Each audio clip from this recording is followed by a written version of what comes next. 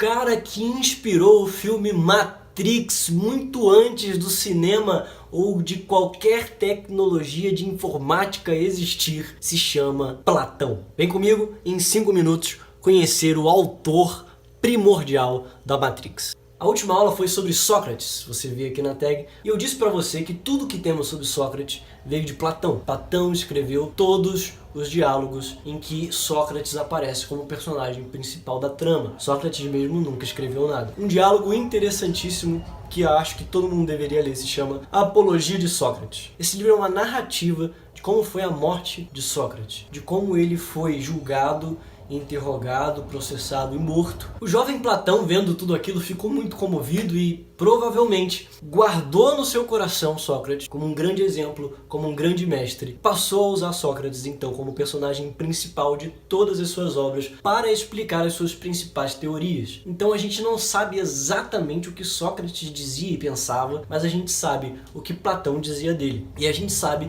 quais eram as ideias de Platão que estavam por trás dos diálogos colocados na boca de Sócrates.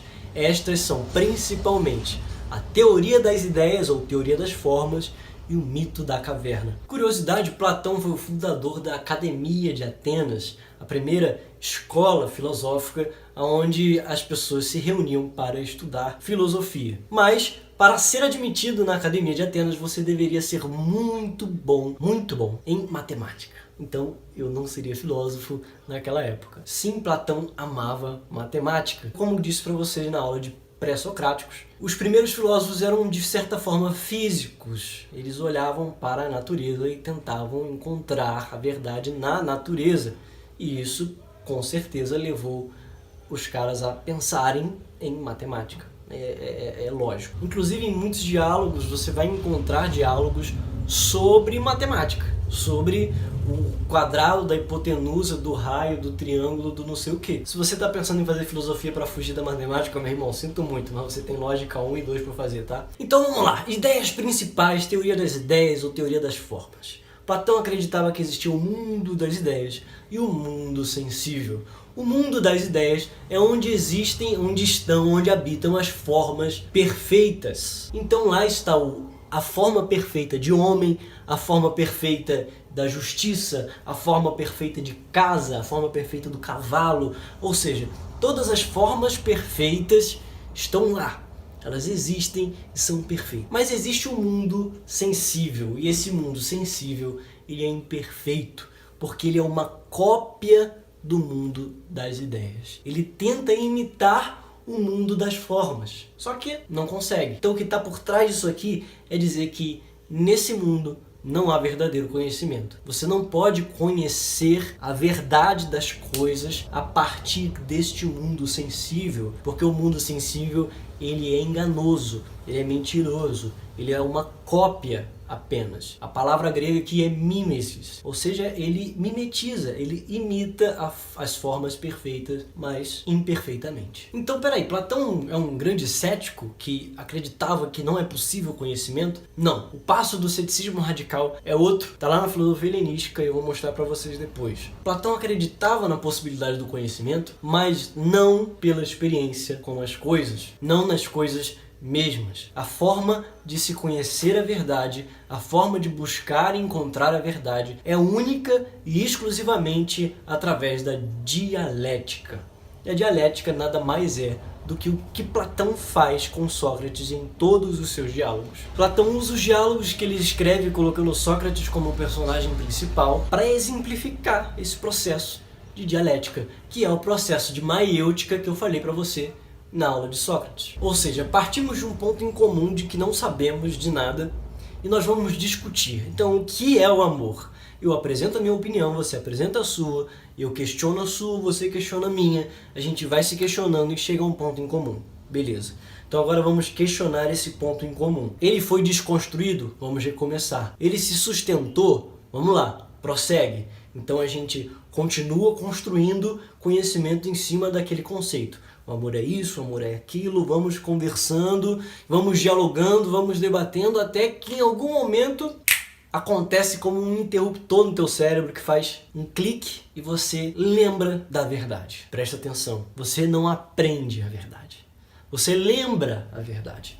Isso porque, para Platão, a nossa alma, ela veio do mundo das ideias. A gente estava lá contemplando as formas perfeitas. Então a nossa alma conhece a perfeição e a verdade última. Ou seja, a alma sabe perfeitamente o que é um quadrado, um triângulo, um equilátero, a justiça, a verdade, a ética, o amor, o homem, o cavalo, o gato, o cachorro, o papagaio. A nossa alma, ela já contemplou a perfeição de todas as formas.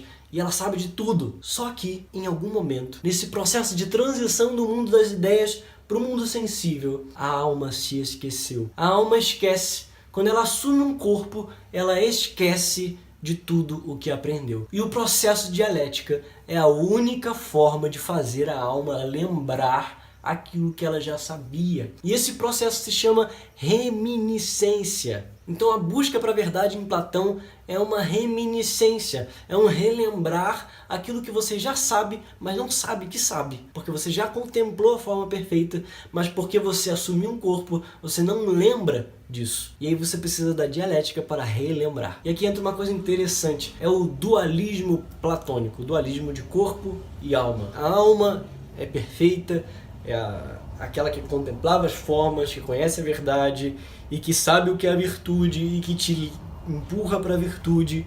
Mas o corpo, que é aquilo que é puramente sensível e corruptível, ele tende a te corromper, ele quer o seu mal, ele te puxa para o vício. Então existe aqui uma luta muito grande entre corpo e alma. Isso é chamado dualismo platônico. Há também a teoria da tripartição da alma.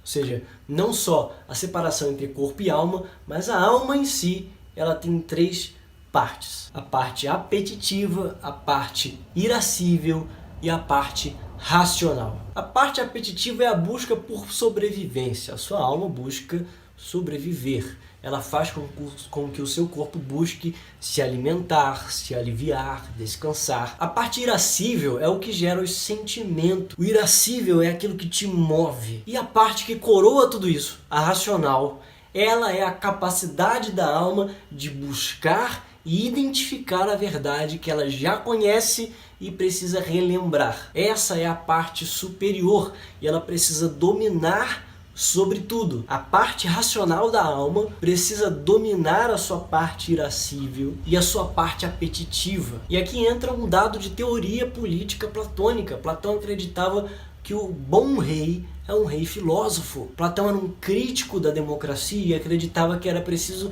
que, para que o governo fosse bom, houvesse um rei com poder concentrado e esse rei fosse filósofo. Isso porque, para Platão, os filósofos são aqueles que têm a parte racional da alma mais desenvolvida, mais trabalhada.